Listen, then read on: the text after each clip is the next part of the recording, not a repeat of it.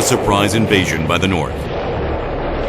North Korea's forces, led by Soviet tanks, invaded South Korea at the dawn of Sunday when soldiers were on a leave. Unlike the North, who had carefully planned out their invasion, South Korea was not ready for war. Although every soldier put out everything they could to protect their country, the 38th parallel was penetrated immediately, and the capital Seoul was captured in just 3 days. North Korea's invasion was an act of sabotaging liberal democracy and a challenge against international peace.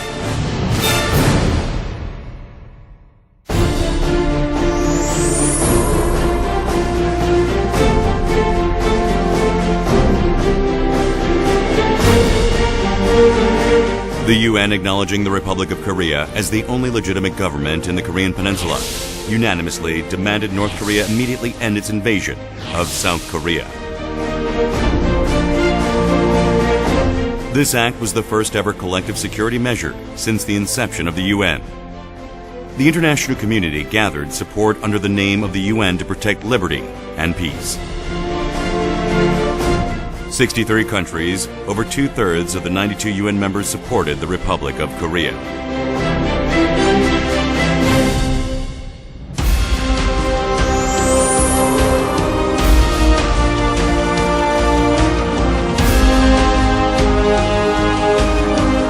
On July 5th, the 11th day of the war, the Smith Special Forces of the U.S. Army engaged in their first combat with the North Korean Army at Jumilyeong, north of Osan.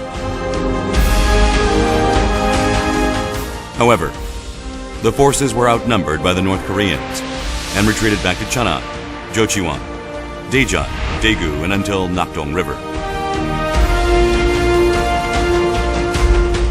The Dabudong battle continued on for a month, where the Nakdong River served as the last line of defense. Soldiers fought back bravely, even though many of them were wounded and scared, preparing a base for counterattack. Young teenagers fought as student soldiers, with neither dog tags nor army uniforms. A-frame porters jumped into lines of fire, delivering ammunition and food supplies. The people put their heart and soul out to protect their beloved country. The UN forces practiced and prepared carefully for their attack.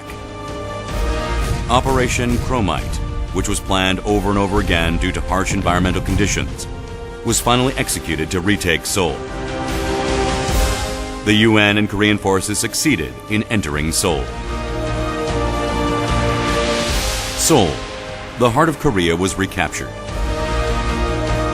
The UN and Korean forces recovered the 38th parallel, Pyongyang, and continuously marched all the way up to the Apnok River. The joy of recovering the land once lost was indescribable. The unification of the Korean Peninsula seemed close at hand.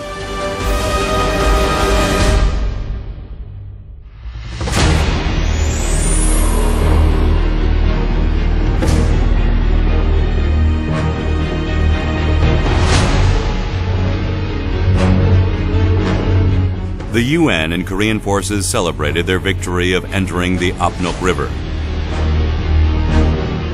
However, the war was yet to be over. On October 1950, the unexpected intervention by the Chinese Communist Army resulted in an entirely different aspect of war. The Battle of Unsan was the first encounter with the Chinese Communist Army. The UN forces were greatly outnumbered and had no choice but to retreat.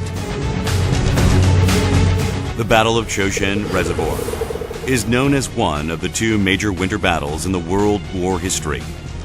Retreat operations in a -40-degree weather was executed in order to break through the siege. Land routes were destroyed by the attacks from the Chinese army. However, the enormous sacrifice conducted by the UN and Korean forces opened a chance for the Hungnam evacuation.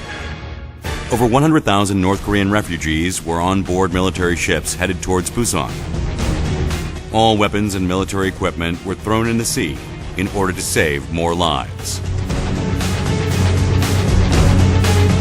The Hungnam evacuation was one of the most successful and humanitarian operations in world history, and also the first time for U.S. warships to board civilians. However, attacks from the Chinese army went on unceasingly, leading to UN and Korean forces handing over the 38th parallel, and finally, the capital of Seoul on January 4, 1951. Large-scale attacks by the Communist Army were fought desperately by the Korean and UN forces. UN forces reorganized their troops and began to prepare for counterattacks, starting with the Battle of Ji-Pyeong-ni. And finally, on March 15th, UN forces retook the capital of Seoul in 2 months. The Chinese Communist Army once again attempted to capture Seoul with their massive army. However, the Battle of Imjin River served as a ground for defeating the Chinese army, and the Battle of Gapyeong dominated the invasion of the Communist forces. UN and Korean forces, with their high morale, began to drive the Chinese forces backwards, buying time for establishing a line of defense.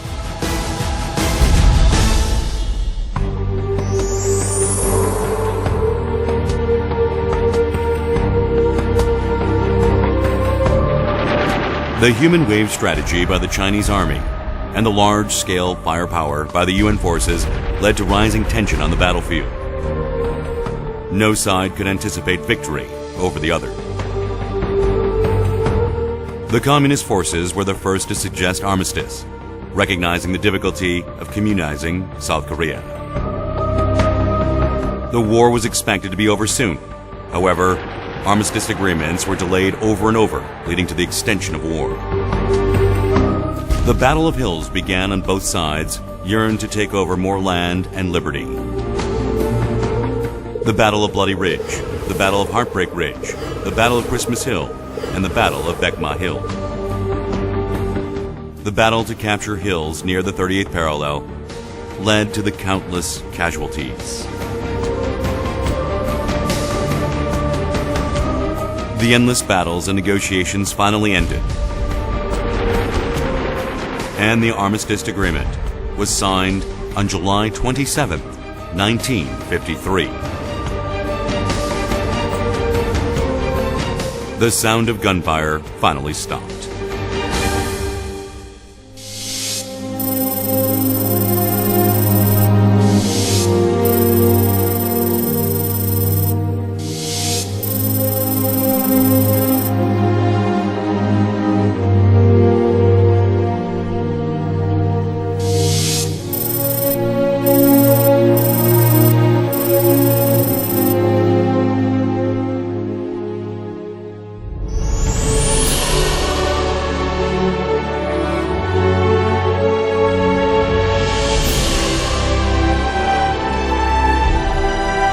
A land where everything was destroyed. The international community expected that it would take over a century for Korea to rise again. The Korean Peninsula was a land where hope was lost. However, the Republic of Korea stood up from the ruins. The aid from international community, including the U.S. and the UN, served as a basis for Korea to overcome the scars of the horrendous war. The signing of the ROK-U.S. Mutual Defense Agreement for the purpose of protecting the Korean Peninsula served to suppress North Korea's provocations, and also laid the core foundation for national security. It also plays an important role in maintaining peace and prosperity on the Korean Peninsula. The international community provided endless support for the recovery and reconstruction of Korea and its economy. Korea's allies did not simply provide war relief goods, but valuable aid for the purpose of restoration. The Republic of Korea started the Miracle of the Han River, based on solid security and economic support. The people began to overcome the scars of war by shedding sweat, heading towards a new future.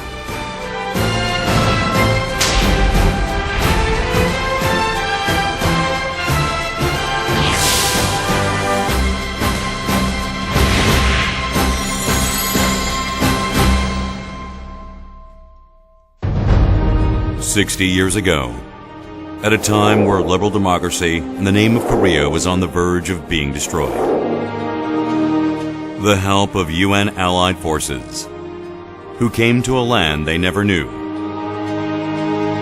and became a light of hope that shines in the darkness of despair.